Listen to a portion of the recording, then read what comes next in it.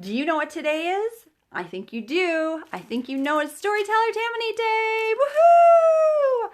My friends, we've been reading Winnie the Pooh in a chapter book. We've tried something different. We're reading a chapter book. And if you haven't read the previous chapters, go back and check out the other videos and watch those chapters and then catch up to us because we're at chapter 4. Let's get into it. Chapter 4, in which Eeyore loses a tail and Pooh finds one. I like this story. The old gray donkey, Eeyore, stood by himself in a thistly corner of the forest, his front feet well apart, his head on one side, and thought about things. Sometimes he thought sadly to himself, "Why?"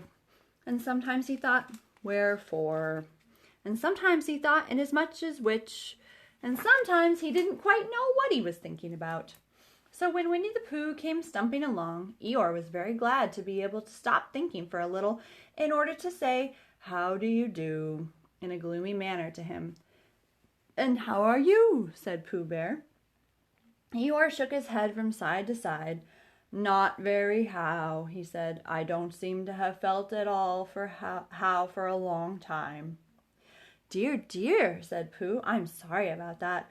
Let's have a look at you." So Eeyore stood there, gazing sadly at the ground, and Winnie the Pooh walked all round him once. "Why, what's happened to your tail?" he said in surprise.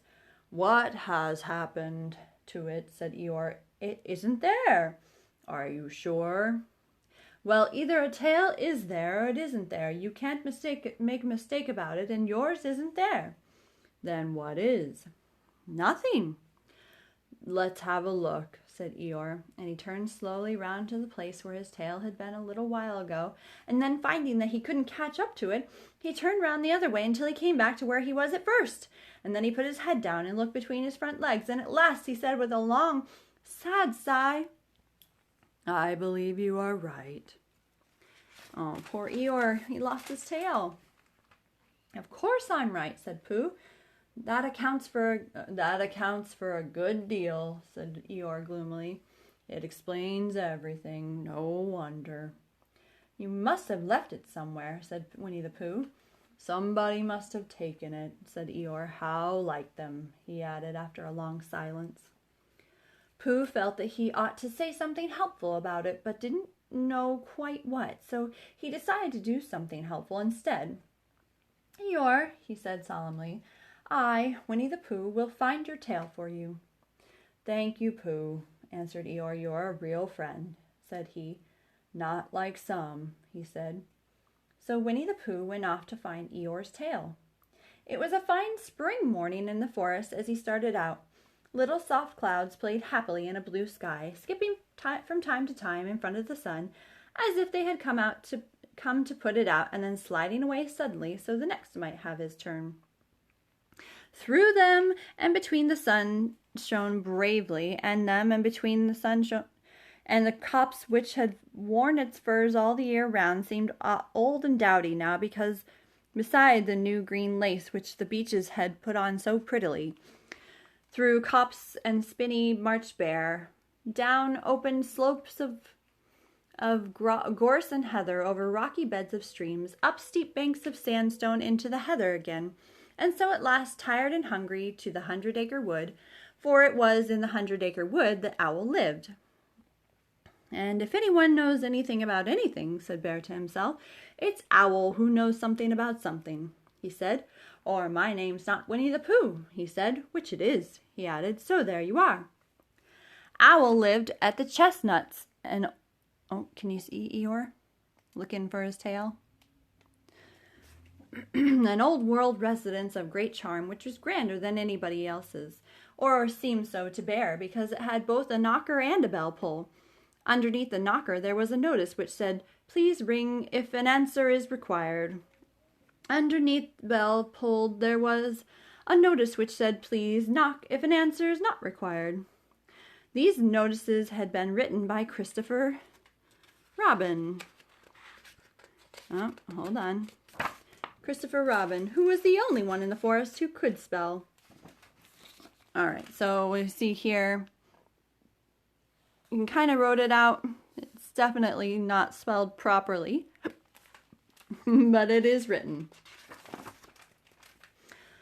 For Owl, wise though he was in many ways, able to read and write and spell his own name, W-O-L instead of O-W-L, yet somehow went to all pieces all over delicate words like measles and buttered toast. Winnie the Pooh read the 2 notices very carefully, first from left to right and afterwards, in case he had missed some of it, from right to left. And then, to make quite sure, he knocked and pulled the knocker, and he pulled and knocked the bell rope, and he called out in a very loud voice, "Owl, I require an answer." "It's Bear speaking." And the door opened, and Owl looked out. "Hello, Pooh," he said. "How's things?" "Terrible and sad," said Pooh, "because Eeyore, who is a friend of mine, has lost his tail, and he's moping about. So could you very kindly tell me how to find it for him?" "Well," said Owl, "the customary procedure in such cases is as follows." "What does crustimony proceed cake mean?" said Pooh, "for I'm a bear of very little brain, and long words bother me." "It means the thing to do." "As long as it means that, I don't mind," said Pooh humbly. "The thing to do is as follows. First, issue a reward. Then—" "Just a moment," said Pooh, holding up his paw. "What do we do to this? What are you saying? You sneezed just as you were going to tell me." "I didn't sneeze." "Yes, you did, Owl." "Excuse me, Pooh, I didn't. You can't sneeze without knowing it." "Well, you can't know it without something having been sneezed." "Well, I said was, first issue a reward." "You're doing it again," said Pooh sadly. "A reward," said Owl very loudly. "We write a notice to say that we will give a large something to anybody who finds Eeyore's tail." I see," said Pooh, nodding his head, "talking about large somethings." He went on dreamily, "I generally have a small something about this time in the morning," and he looked wistfully at the cupboard in the corner of Owl's parlor. "Just a mouthful of condensed milk or what not, with perhaps a lick of honey." "Well then," said Owl, "we write out this notice, and we put it up all over the forest." "A lick of honey," murmured Bear to himself, "or not, as the case may be." And he gave a deep sigh, and tried very hard to listen to what Owl was saying. But Owl went on, using longer and longer words, until at last he came back to where he had started, and he explained that the person to write out this notice was Christopher Robin. "It was he who wrote the ones on my front door for me. Did you see them, Pooh?" For some time now Pooh had been saying yes and no in turn, with his eyes shut, to all that Owl was saying, and having said yes last time, he said no, not at all, and now without really knowing what Owl was talking about. "And didn't you see them?" said Owl, a little surprised. "Come and look at them now." So they went outside, and Pooh looked at the knocker and the notice below it, and he looked at the bell rope and the notice below it. And the more he looked at the bell rope, the more he felt he had seen something like it somewhere else, some time before. There he is, talking to Owl.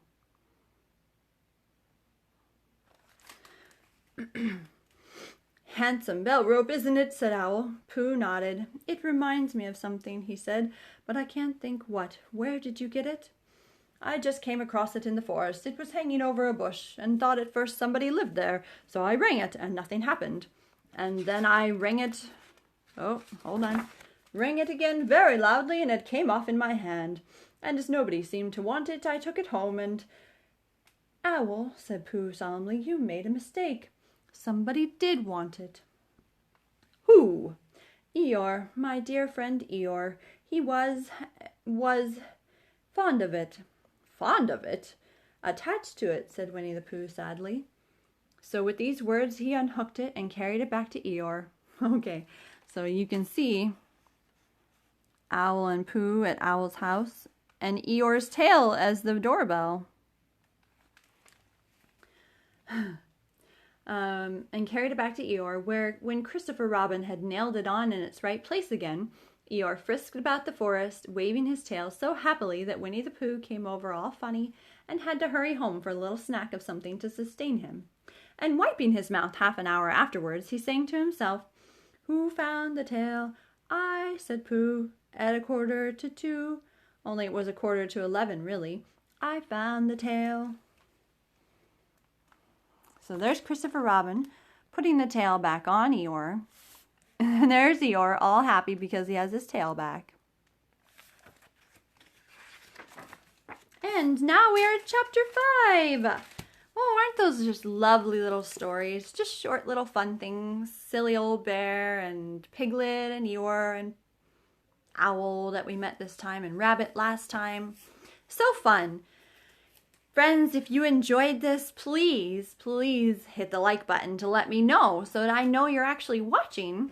And if you aren't subscribed already, go ahead and hit that subscribe button and the little bell notification so you know every time there's a new story.